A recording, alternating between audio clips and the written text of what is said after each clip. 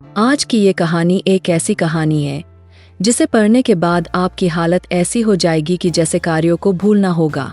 यह कहानी एक शैतानी गुड़िया की है और कैसे उस गुड़िया के प्रकोप ने सबको बुरी तरीके से परेशान किया। आज मैं आपको एक ऐसी कहानी सुनाने जा रहा हूँ जिसे सुनकर आपकी रूह भी कांप जाएगी। इस कहानी की शुरुआत होती है एक गांव से जहां मुद्रिका नाम की एक तंत्रिका रहती थी। वह एक ऐसा अनुष्ठान कर रही थी कि उसमें उसे लगभग 100 बच्चों की बलि देनी थी, जो कि सबसे बड़ा पाप है और सबसे गलत काम। वह अपने शैतान को खोज करके अमर होना चाहती थी, जबकि सच्चाई ये है कि जिसने इस जमीन पर जन्म लिया है उसे एक न एक दिन तो मरना ही है। लेकिन उसकी चाहत कुछ ज्यादा ही बढ़ गई थी और इसके लिए वह हर रात को एक बच्चे की बलि देना चाहती थी और कोशिश भी यही करती थी कि वह अपने मकसद में हरदम कामयाब रहे। लेकिन किसी को इस बात की भनक लग चुकी थी और उसने गांव वालों को समझा दिया कि गांव में बच्चे यूं ही नहीं मर रहे, हमें इस बात की तह तक पहुंचना होगा और रात में हम निगरानी रखेंगे।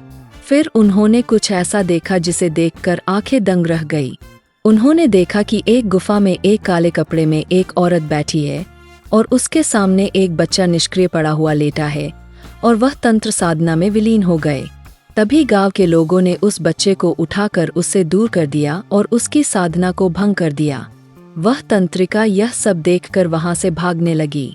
तभी लोगों ने उसका पीछा किया और वह रात के अंधेरे में किसी झोपड़ी में जा घुसी। सभी लोगों ने पूरी की पूरी झोपड़ी को ही तेल छिड़क करके आग लगा दी, जिसमें वह तांत्रिका जलकर मरने लगी। मगर उसने अपनी तंत्र साधना से वहां पर पड़ी एक गुड़िया में अपनी जान डाल दी और गुड़िया को झोपड़ी के खिड़की से फेंकते फेंकते अपना प्राण त्याग भी दिया। और उसकी जान निकलते ही उसकी जान उस गुड़िया में चली गई और यहाँ से उस गुड़िया का खूनी खेल शुरू हुआ। वहीं उस गांव में कुछ नए लोग बाहर से रहने के लिए आए थे, उनमें एक बच्ची भी थी। जब वह लोग अपने घर में सो रहे थे तभी उस बच्ची को कुछ आवाजें सुनाई देती है और वह बच्ची उठ जाती है और उठने के बाद वह उठकर बाहर उस जली हुई झोपड़ी के पास पहुंच जाती है। इतना हो जाता पर किसी को भनक नहीं लगती। वहां वह उस गुड़िया को देखती है और उसे उठाकर अपने घर ले आती है। फिर वह बच्ची उस गुड़िया से बातें करने लगती है और इस तरह बच्ची के सहारे उस गुड़िया ने फिर से बच्चों को रात में बहकाना और अपने कब्जे में लेना शुरू कर दिया और धीरे धीरे बच्चों की मौत शुरू हो जाती है। अब तक उसने लगभग 4 बच्चों की जान ले ली थी। गांव वालों को लगा कि फिर से कहीं उसी तंत्रिका का काम तो नहीं है और फिर से लोगों ने निगरानी शुरू कर दी, लेकिन उन्हें कुछ पता नहीं चल रहा था। तभी उनका ध्यान उन नए लोगों पर गया। जब से लोग आए हैं तब से फिर से यह घटनाएं शुरू हो चुकी है, लेकिन उनके पास कोई प्रमाण नहीं था, कोई साक्ष्य नहीं था। गांव वालों में से एक व्यक्ति जिसका नाम रमन था, उसने देखा कि एक बच्ची एक गुड़िया से बातें कर रही है, लेकिन उसको उस गुड़िया की कोई बात सुनाई नहीं दे रही थी। फिर उसने रात में उस बच्ची के घर पर निगरानी रखना शुरू किया और उसने देखा कि अचानक रात में दरवाजा खुला और उसमें से गुड़िया निकली और जंगल की तरफ चल कर के जाने लगी और वहीं जाकर बैठ गई जहां पर वह तंत्रिका बैठती थी। साथ में वह गुड़िया मंत्र का उच्चारण भी कर रही थी। तभी एक बच्चा सम्मोहित होकर उसकी तरफ आने लगा और उसने बच्चे को वहीं पर मार डाला।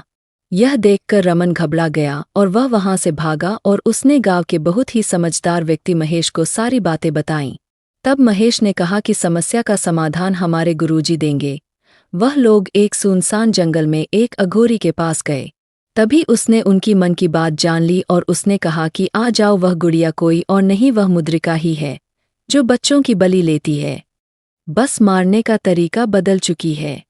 एक बच्ची का सहारा वो ले रही है और यदि उस बच्ची के गले में तुम यह ताबीज डाल दोगे तो वह उसके सम्मोहन से मुक्त हो जाएगी और तुम उस गुड़िया को काले कपड़े से ढक देना और उसके बाद मेरे पास ले आना और मैं उसे मंत्रों के साथ जला दूंगा।